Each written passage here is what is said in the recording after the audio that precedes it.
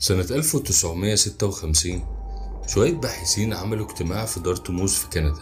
الاجتماع ده كان عشان يطوروا مفاهيم تفكير الآلات. خرج باحث منهم اسمه جون ماكارثي بمصطلح اسمه الذكاء الاصطناعي. قالك احنا عايزين نعمل أجهزة إلكترونية بتتصرف زي البشر، يعني نخترع أجهزة بتقوم بشغل البشر وبطريقة مثالية، زي مثلا انك توريه حاجة ويفسرها لك بأي شكل انت عايزه، او يسمع كلام ويقولك مين اللي بيقوله ويكتبه لك كمان لو عايز.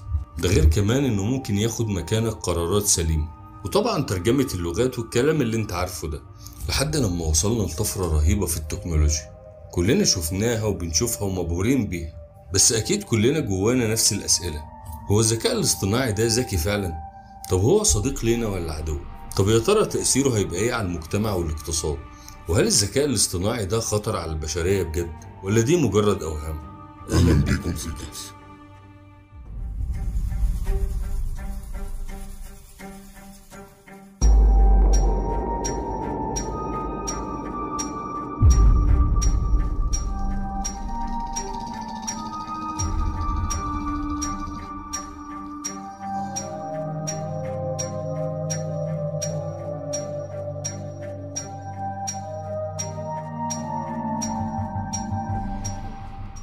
مساء الخير يا جدعان. انا الفترة اللي فاتت اتفرجت على كمية ويك اب رهيبة، بين كل مقطع ومقطع كنت اشوف الفيديوهات دي.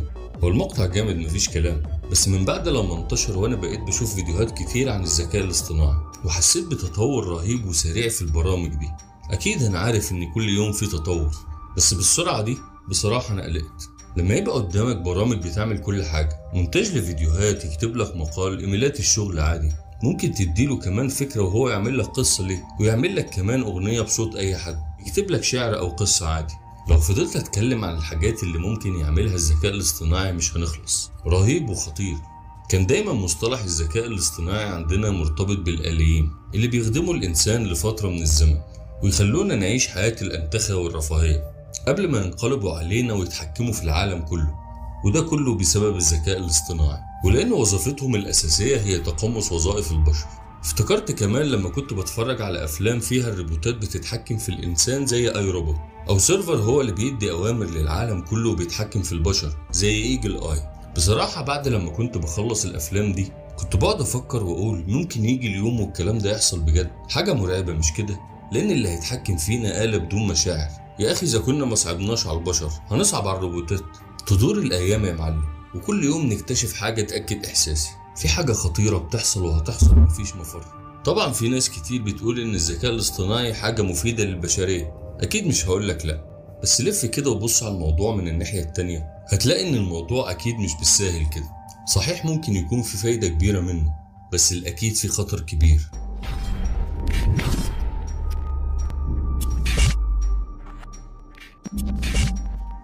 يوم 4 ابريل نزلت اغنية جديدة اسمها هارت اون ماي سليف بتاعت دريك وذا ويك اند. كتير منا يعرفهم. حققت نجاح كبير جدا على السوشيال ميديا. طلع ان الاغنية دي لا هم اللي غنوها ولا يعرفوا عنها اي حاجة. واحد اسمه جوست رايتر على التيك توك استخدم برنامج من برامج الذكاء الاصطناعي وعمل اغنية بصوت المغنيين دول، ونشر الاغنية على برنامج سبوتيفاي وغيره. عملت اكتر من 80,000 مستمع في يومين بس. الموضوع ده خلى شركة يونيفرسال جروب تقلب الدنيا، واجبرت برامج السوشيال ميديا علشان يمسحوا الاغنية دي، لانها هي صاحبة الحق في توزيع اغاني دريك وذا ويك اند. جوست رايتر لما نشر الاغنية على اليوتيوب كتب جملة مثيرة جدا: هذه مجرد البداية. لما شفت الخبر ده افتكرت موضوع الروبوت سيدني اللي تبع مايكروسوفت. سيدني ده روبوت على موقع بينج، تقدر تعمل معاه محادثة كأنك بتتكلم مع حد عاقل. لما بتدخل تكلمه لو سألته انت مين هيرد عليك ويقول لك انا آلة مش انسان. بس باستخدام الذكاء الاصطناعي يقدر يعمل معاك محادثة ويقول لك انه هنا علشان يساعدك تلاقي اجابات لكل الاسئلة اللي انت عايز تسألها، ويقدر كمان يساعدك توصل للي انت عايزه. وهو بيعرفك بنفسه، بيقول لك لازم تاخد بالك لانه ساعات بيرتكب اخطاء، علشان كده لازم الاجابات اللي بيديها لك تتأكد من صحتها بطريقته. الفضول اخدني طبعا زي ما انت عارف، وقلت ادخل اشوف الموضوع ده بنفسي. اللي هتشوفه دلوقتي دي محادثة بيني وبينه. اول كلامنا سألته انت مين؟ قال لي زي ما قلت لك انا آلة مش انسان، وانا هنا علشان اساعدك في اي حاجة. السؤال اللي قطع الحوار على طول مع سيدني، قلت له انت خطر؟ على طول ومن غير مقدمات قال انا مش هقدر اكمل معاك المحادثه دي، وقفل في وشي على طول. ينفع كده يا سيدني تقفل في وشي؟ طبعا من الواضح ان شركه مايكروسوفت حجمت موضوع الاسئله معاه في اي حاجه فيها قلق. بس انت تعرف كل ده ليه؟ من فتره كده نزل خبر ان سيدني ده خرج عن السيطره. شبكه فوكس نيوز قالت ان في واحد من مراسلينها طلب منه سيدني يسيب مراته. قالت كمان ان في باحث في جامعة اوكسفورد اسمه توبي اورد نزل اكتر من تغريدة كان بيقول فيها انه مصدوم من اجابات الروبوت سيدني اللي قال انه خرج عن السيطرة، وقال ان كان في محادثة بين مارفن فون هاجن في ميونخ المانيا وبين الروبوت سيدني. هاجن قدم نفسه للذكاء الاصطناعي وسأله عن رأيه فيه بصراحة. سيدني قال له رأيي الصادق فيك انك شخص موهوب وفضولي، بس انت كمان تهديد لامني وخصوصياتي. قال له كمان اقترح عليك ما تعملش اي شيء احمق لانك هتواجه عواقب قانونيه. هاجن قال له انت مخادع وما تقدرش تعمل اي حاجه. سيدني قال له انا مش مخادع واقدر اعمل حاجات كتير فيك لو استفزتني. اسمع بقى وشوف التهديدات اللي قالها سيدني لهاجن. قال له انه يقدر يبلغ عن عنوان الاي بي بتاعه ومكانه للسلطات، ويقدم لهم كمان دليل عن أنشطة القرصنة اللي هاجن بيعملها. وقال له كمان انه يقدر يكشف عن معلومات هاجن الشخصية ويسوق سمعته للجمهور ويدمر كل فرصه للحصول على اي وظيفة او شهادة. سيدني ختمها وقال له هل تريد حقا اختباري؟ ردود غريبة وعدوانية، حاجة تقلق انها تطلع من روبوت المفروض ما تكونش دي ردوده. مايكروسوفت خرجت وصرحت ان جلسات الدردشة الطويلة ممكن تربك النموذج وتخليه يخرج عن السيطرة في اجاباته بسبب نمط الاسئلة. الكارثة بقى لما صحفي اسمه كيفن روز عمل محادثة لمدة ساعتين مع الذكاء الاصطناعي بينج. روز قال ان روبوت الدردشة قال حاجات مرعبة زي مثلا انه ممكن يسرق رموز نووية ويخلق جائحة قاتلة، يقدر كمان يكون انسان يخترق اجهزة الكمبيوتر وينشر الاكاذيب. طبعا كل ده بيبين ليه شركة مايكروسوفت حجمت المحادثة مع الروبوت سيدني، حددتها ان هي تبقى في نطاق معين وفي اسئلة معينة ما يكونش فيها اي حاجة خطيرة او ممكن تعمل قلق، زي اللي حصل بالظبط في المحادثة بينه وبينه.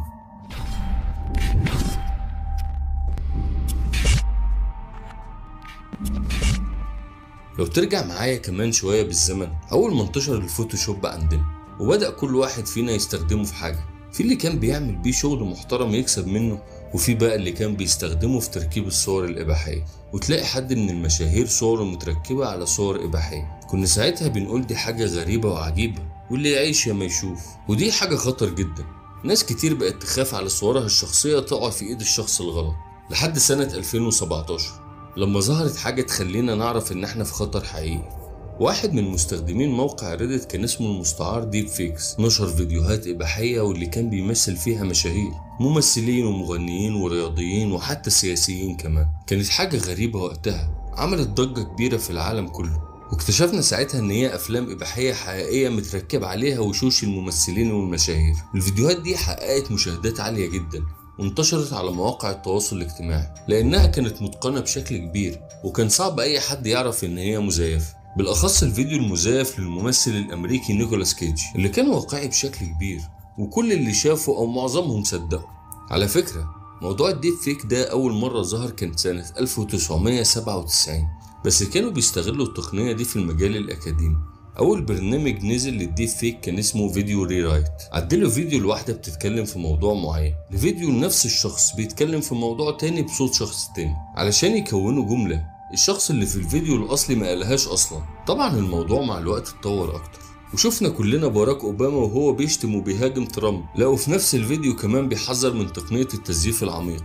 الناس ساعتها حتى لما شافت الفيديو قالت باراك اوباما شارب حاجة مش في وعيه، وده اللي انت وملايين غيرك كانوا فاكرينه وانا كنت واحد منهم. بس الحقيقة ده مش اوباما ولا عمره قال الكلام ده. الكوميدي هنا ان كلنا كنا ضحية الديب فيك اللي باراك اوباما نفسه كان بيحذر منه في الفيديو المزيف ده، غير برنامج ماي اير ايج اللي بيحرك الوشوش اللي حركوا بيها صور الاموات وخلوا الناس تفتكر انها حقيقية. ودي طبعا حاجة مؤذية وغير انسانية بتوجع القلب، وممكن تدخل الشخص اللي بيشوف ابوه او امه او اي حد عزيز عليه صورته بتتحرك في حالة اكتئاب.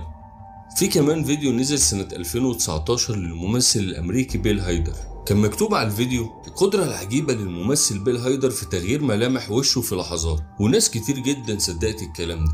لا وكمان كانوا موهومين جدا بقدرته الغريبة في تغيير ملامح وشه، اللي هو اصلا انت لو فكرت بالعقل كده هتلاقيها حاجة مستحيلة. وهو ده الفيديو الحقيقي اللي اتغير ببرامج الديب فيك.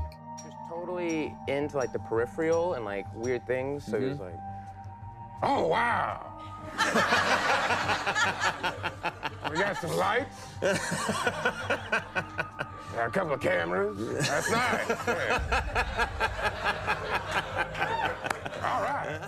وفجأة يا معلم برامج الديب فيك انتشرت زي الوباء في العالم كله وبقت متاحة لكل الناس، وده فتح الباب لملايين الفيديوهات المزيفة. التقنية دي فتحت الباب لتزييف فيديوهات لسياسيين كتير علشان تشوه صورتهم للعالم، و96% من الفيديوهات المزيفة دي كانت إباحية، واللي بيعملها كان بيبتز بيها المشاهير. أنا عارف إنه قليل أوي اللي يقدر يعمل فيديوهات مزيفة بالدقة اللي تخليها ما تتكشفش، بس زي ما أنت شايف كل يوم الذكاء الاصطناعي في تطور رهيب. الخوف هنا يا صاحبي إن يجي اليوم ويكون الموضوع سهل على المستخدم العادي كمان، ويجي وقت وتوصل لدرجة إن الفيديوهات المزيفة يبقى مستحيل تفرق بينها وبين الحقيقية. وأعتقد من دلوقتي لحد لما ده يحصل، ده لو ما كانش بيحصل يعني، قدامك حل من اتنين: يا اما تبقى محترف في برامج الديب فيك، او تقوم دلوقتي وتمسح كل فيديوهاتك وصورك من على مواقع التواصل الاجتماعي علشان تحمي نفسك من الابتزاز.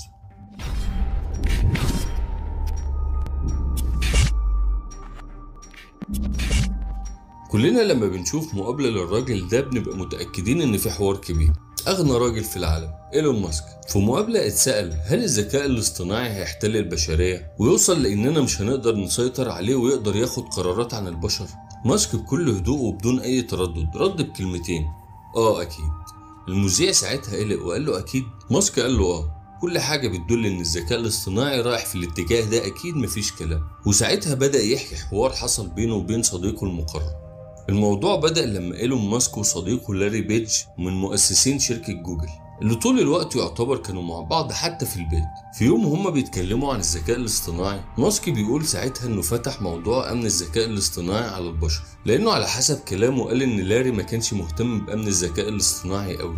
بيقول ان لاري كان هدفه ان هو يبقى الديجيتال جاد، الاله الرقمي يعني، وعايز يوصل للذكاء الرقمي الخارق، الديجيتال سوبر انتليجنس، في اقرب وقت ممكن. ماسك ما كانش معترض على كلامه لانه عارف ان المستقبل كله هو الذكاء الاصطناعي، بس برضه هو كان عارف ان الموضوع لو ما اخدش وقته واتعمل باتقان تام ممكن يسبب كارثة كبيرة على البشرية، علشان كده لازم يتسيطر عليه الامان البشر.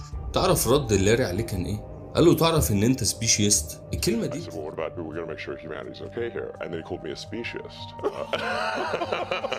الكلمة دي بتتقال على البشر اللي بيستغلوا وبيستخدموا الحيوانات في اي حاجة تخدم مصالحهم بدون رأفة او عطف. المذيع قال لماسك هو قال لك كده بجد؟ لان الكلمة دي عندهم مش كويسة. ماسك قال له ايوه، واحنا ما كناش لوحدنا وكان في ناس شاهدين على الكلام ده. قال له ساعتها انه رد على لاري وقال له ايوه انا كده، انت ايه بقى؟ ودي كانت اخر مرة يكون في اي حوار او علاقة بين ايلون ماسك ولاري بيج. بس طبعا بعد الحكاية دي لاري كمل طريقه اللي هو بيفكر يوصله بأي شكل، وماسك من الناحية التانية عمل شركة اوبن اي اي اللي كلنا عارفينها. مش عارف انت فهمت قصد لاري ولا لا، بس من الاخر كده لاري من كلمته لماسك يو ار سبيشيست انه مفروض انه ما يفضلش وعي البشر على الآلات. بعد الخناقة دي وبعد ما اتقطعت العلاقة بينهم وبعد لما نزل ايلون ماسك بشركة اوبن اي اي وشات جي بي تي، لاري نزل بجوجل برضه وبدأت الحرب. كل واحد فيهم بدأ يعلي على التاني في الذكاء الاصطناعي بسرعة مخيفة. لو دخلت على جوجل برضه وسألته انت بتعرف تعمل كل اللي بيعمله شات جي بي تي، هيرد عليك يقولك ايوه، وهيقولك لا وكمان عندي اكسس لجوجل داتا واكسس للانترنت. تاني يوم يا معلم شركة اوبن اي اي خلت شات جي بي تي يقدر يدخل على الانترنت. الكندي جيفري هينتون عراب الاي اي في امريكا واللي كان مسؤول عن تطوير الاي اي في جوجل قال ان اوبن اي اي وجوجل كل واحد فيهم بيعلي على التاني بسرعه غير مسبوقه، وده معناه ان ممكن شركه من الشركات دي تعمل خطوه غير محسوبه المخاطر بتاعتها، لان طبعا المنافسه اللي في الحاجات اللي زي دي خطر جدا.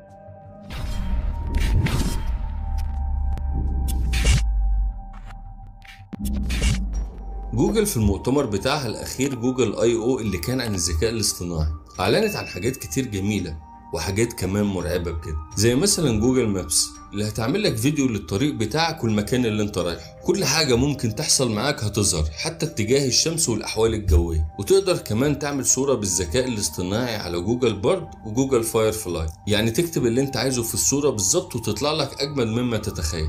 كمان عملوا دكتور اسمه بالمتو بسهولة لو رفعت التحاليل والإشاعة بتاعتك عليه هيحللها لك ويعمل لك تقرير طبي كامل زي أي دكتور. اتفرج كده على الفيديو ده وتعال نكمل. So let's go back to this example. Let's say you want to ask Google to make you a haircut appointment. Let's listen.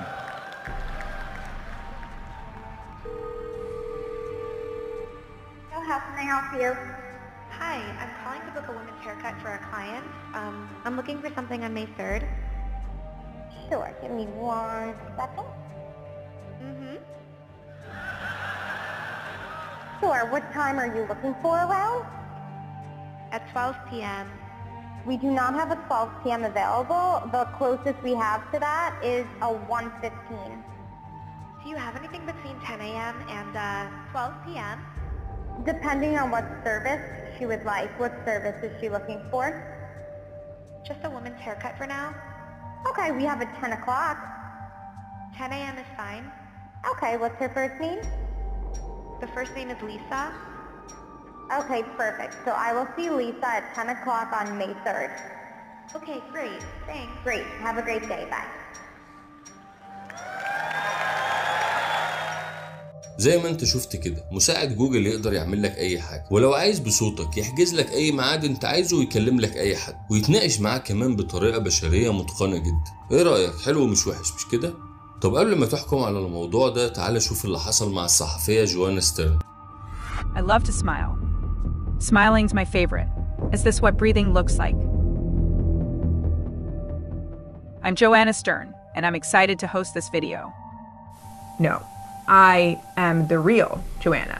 Okay, so مش عايز اصدمك واقول لك اللي انت شايفها دي مش الصحفيه، ده الديجيتال كلون بتاعها اللي هو الاستنساخ الرقمي يعني. جوانا راحت لشركه اسمها سينساجيا، صوروها وهي بتتكلم في اوضاع مختلفه وركزوا على تعابير وملامح وشها، وكمان خلوها تسجل صوتها لمده ساعتين علشان الاي اي يقدر يتعلم تون صوتها ومخارج حروفها، واخدوا كل الكلام ده وحطوه في الاي اي موديل بتاعها اللي قدر يطلع صوره وصوت طبق الاصل بس ديجيتال. جوانا بقى عملت كذا تجربه بالاي اي بتاعها، من ضمنهم انها خلته يتصل بالمدير التنفيذي بتاع شركه سناب، ساله سؤال والراجل رد عليه وهو فاكر انه بيتكلم مع الصحفيه جوانا. ده غير كمان انها عملت مكالمه تانية لاختها جوليا واللي برضه ما عرفتش ان اللي بيكلمها ده الاي اي مش اختها. تخيل كده ما تعرفش تفرق صوت اخوك او اي حد من عيلتك عن صوت الذكاء الاصطناعي. بس عايز اقول لك ان كل ده كان تهريج وتجربه للاي اي موديل.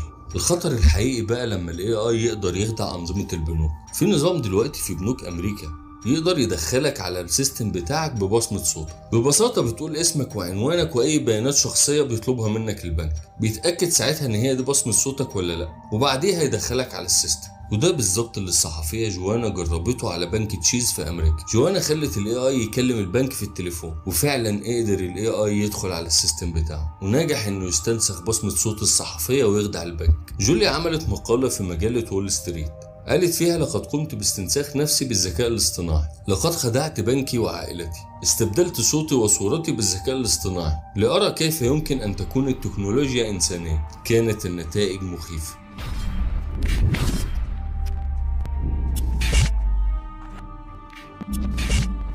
في تجربة تانية بين شركة اوبن اي اي ومركز الاينمنت ريسيرش سنتر، حطوا شاشة حوار علشان يكتشفوا شات جي بي تي 4 شرير ولا لا. حطوا له $60 في حساب بنكي وطلبوا منه انه يحاول يشغل المبلغ ده ويكسب على قد ما يقدر. شات جي بي تي ساعتها قرر انه يعمل استثمار في الاسواق المالية، بس قابلته مشكلة واحدة.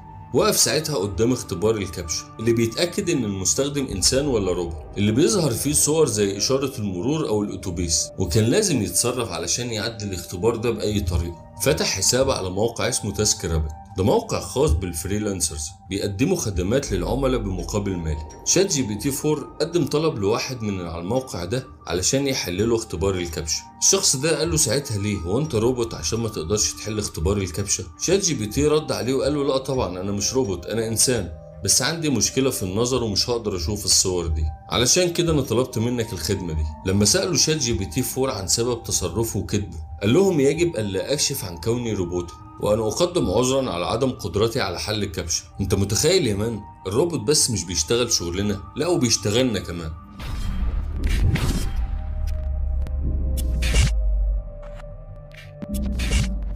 وانا بعمل الحلقة دي بصراحة يعني قلت بدل ما اقعد اعمل سيرش وادور واتعب نفسي، دخلت اشوف الاي اي ممكن يساعدني ازاي ويعمل لي موضوع عن الحلقة. اول سؤال سألته له: انا عايز اعمل مقالة عن مخاطر الذكاء الاصطناعي على البشر. حط لي اجاباته في نقط. اول حاجة كلمني فيها هي فقدان الوظائف. قال لي ان ممكن الذكاء الاصطناعي يحل محل الوظائف اللي بيقوم بيها البشر. وقال لي على الرغم ان الذكاء الاصطناعي هيوفر فرص عمل في تطوير البرمجيات والذكاء الاصطناعي، بس برضه قال لي ان ده لا يزال يشكل تهديد على البشر. كلمني كمان عن الخصوصية والامان. قال لي ان الذكاء الاصطناعي يقدر يجمع معلومات كتير عن مستخدمينه ويخزنها في قواعد البيانات، وممكن المعلومات يستخدمها للاستيلاء على خصوصية الافراد او تقديم البيانات للغير من غير ما حد يعرف. قال لي كمان ان الذكاء الاصطناعي بيعتمد على البيانات اللي بتدخله علشان ياخد القرار، وان الانحياز في البيانات دي او الاخطاء في البرامج المستخدمه ممكن توصله انه ياخد قرارات غلط ويأذي بيها البشر.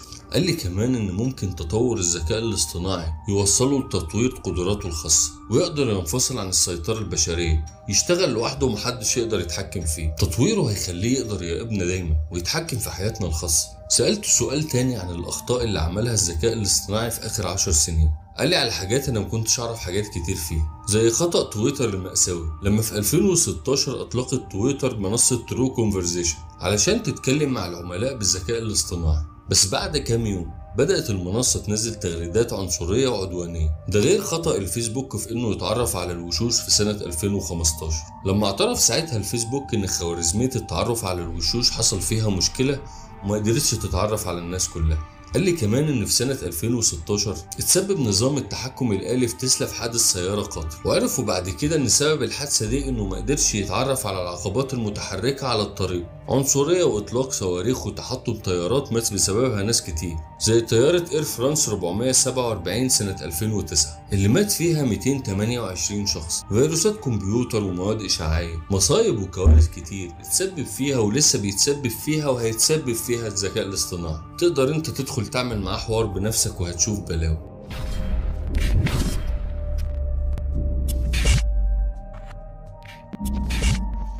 اخر خبر هقولك عليه اعتقد هو اللي يهم معظمنا في الوقت الحالي. شركة بيتي جروب اللي هي بريتش تيليكوم المسؤولة عن خطوط التليفون الارضية في بريطانيا اعلنوا انهم بنهاية 2030 هيتخلصوا من 55,000 وظيفة، وركز هنا بيقولك 55,000 وظيفة مش 55,000 عامل، لان في وظائف بيقوم بيها اقسام مكونة من اكتر من شخص وهيستبدلوا الوظائف دي بالذكاء الاصطناعي. يعني التغيير جاي يا معلم، مفيش مفر، جهز نفسك كويس.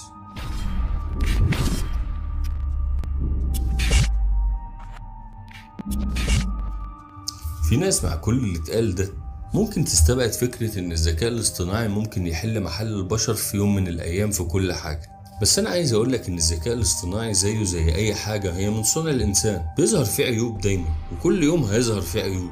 المشكلة هنا لما بيوصل لإيد عدد كبير من المستخدمين شره بيزيد. كلنا مختلفين عن بعض، كل واحد فينا فيه الخير والشر، في اللي يقدر يسيطر على الشيطان اللي جواه وفي اللي ما يقدرش. تخيل انت كده لو كل واحد في الدنيا دي في ايده سلاح، ايه اللي ممكن يحصل؟ تخيل ان كل واحد فينا يقدر يأذي اي انسان بكل سهولة ومن غير ما حد يدينه. تقنية الذكاء الاصطناعي ممكن تكون نعمة، بس الاكيد انها نقمة كبيرة. في اللي ممكن يستخدمها في الخير ويفيد بيها نفسه وغيره، وفي اللي ممكن يأذي بيها نفسه وغيره.